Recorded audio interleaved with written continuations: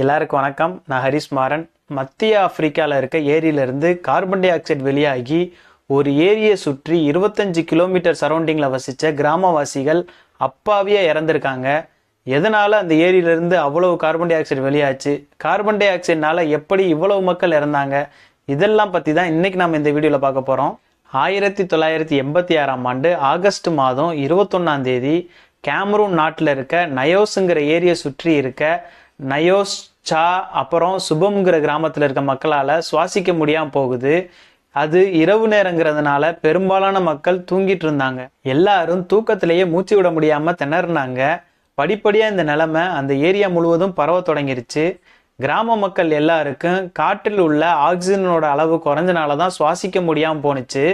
இது இந்த ஏரியை சுற்றி கிட்டத்தட்ட 25 கிலோமீட்டர் சரௌண்டிங்கில் வசித்த மக்களால் உணர முடிஞ்சது. சிலர் மூச்சு திணறி தூக்கத்தில் இருந்து எழுந்திருக்க முடியாமல் கஷ்டப்பட்டாங்க. இன்னும் சில பேர் எழுந்திருச்சு என்ன நடக்குதுன்னு புரிஞ்சிக்க முடியாமல் திணறினாங்க. கொஞ்ச நேரத்திலேயே சிலரோட மூக்கு மற்றும் வாயிலிருந்து ரத்தம் வர தொடங்கியிருக்கு. மூளைக்கு ஆக்சிஜன் சரியாக போகலைன்னா இந்த மாதிரி மூக்கு மற்றும் வாயிலிருந்து ரத்தம் வரும். தொடர்ந்து மூச்சு திணறல் அதிகமானதுனால மூக்கு மற்றும் வாய் வழியாக ரத்தம் வரும் நபர்களின் எண்ணிக்கை அதிகமாயிட்டே இருந்தது. இந்த நிலையில ஒருத்தரா மூச்சு விட முடியாம மயங்கினாங்க. மற்றவங்க மூச்சு விட முடியாதனால அந்த பக்கம் இந்த பக்கம்னு ஓட ஆரம்பிச்சிட்டாங்க. அப்படி எந்த பக்கம் ஓடினாலும் எங்கேயும் அவங்களுக்கு ஒழுங்கா ஆக்சிஜன் கிடைக்கல. இதனால ஒவ்வொருத்தரா இறந்துட்டே வந்தாங்க. பல பேர் மயங்கியும் விழுந்தாங்க. சிலர் மூளையில வெடிப்பு ஏற்பட்டு இறந்து போனாங்க. இது என்ன, ஏன் இப்படி நடக்குதுன்னு யாருக்கும் ஒண்ணுமே புரியல. சில பேர் மட்டுமே மூச்சு திணறலோட உயிர் பொழைச்சாங்க.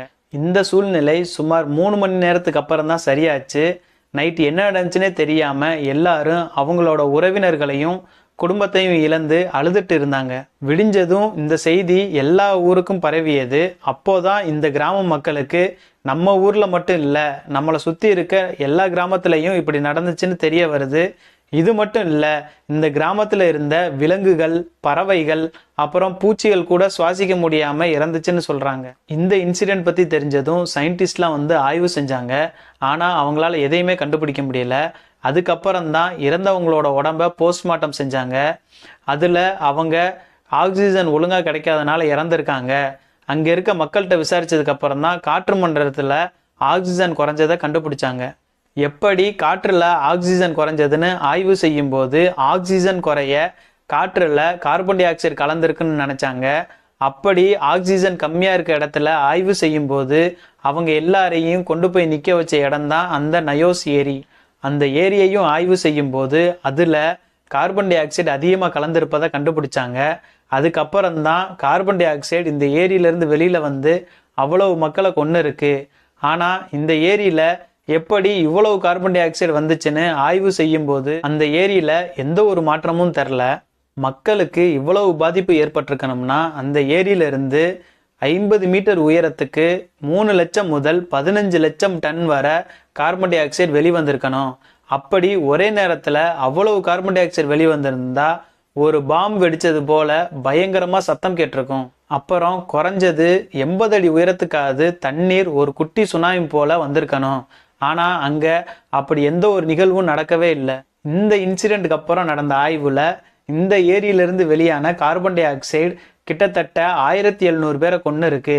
இது அந்த வருஷத்தில் மிகப்பெரிய ஒரு பேரழிவாக பார்க்கப்பட்டுச்சு. இதில் 3500க்கு மேற்பட்ட கால்நடைகளும் பலியாயிருக்கு. இத்தனை மரணங்களும் சில நிமிடங்கள்ல நடந்திருக்கு. இதே மாதிரி சம்பவங்கள் உலகத்தில் இருக்க வேற சில ஏரிகள்லையும் நடந்திருக்கு. ஆனால் அதெல்லாம் சிறிய அளவில் தான். மோனான்கிற ஏரியிலிருந்து வெளியான கார்பன் டை ஆக்சைடுனால கிட்டத்தட்ட 38 பேர் இறந்திருக்காங்க, அதாவது பலியாயிருக்காங்க. இந்த சம்பவம் ஏன் நடந்துச்சு, எப்படி நடந்துச்சுன்னு யாருக்கும் தெரியாமல் வேணா இருக்கலாம். ஆனால் மறுபடியும் இதே மாதிரி ஒன்று நடந்துச்சுன்னா அதிலிருந்து மக்களை எப்படி பாதுகாப்பதுன்னு நினச்சாங்க. அதுக்காக 2001ஆம் ஆண்டு அந்த ஏரிக்கு பக்கத்திலேயே மிகப்பெரிய பைப்பை ஒன்றை கட்டுமானம் பண்ணாங்க. அந்த பைப் அந்த பகுதியில் இருக்க கார்பன் டை ஆக்சைடை உறிஞ்சி எடுத்துட்டு அதுக்கப்புறம் கொஞ்சம் கொஞ்சமாக காற்றுல கலக்கும். இதனால் மறுபடியும் அந்த ஏரியில் இதே மாதிரி ஒரு பேரழிவு நடந்துச்சுன்னா மக்கள் இறப்பதை தடுக்கலான்னு சயின்டிஸ்ட் சொன்னாங்க.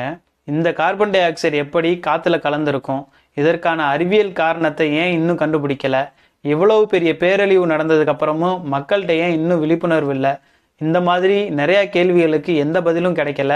எல்லாமே தீராத மர்மமாக தான் இருக்குது. மீண்டும் இன்னொரு வீடியோவில் உங்களை வந்து சந்திக்கிறேன். See you.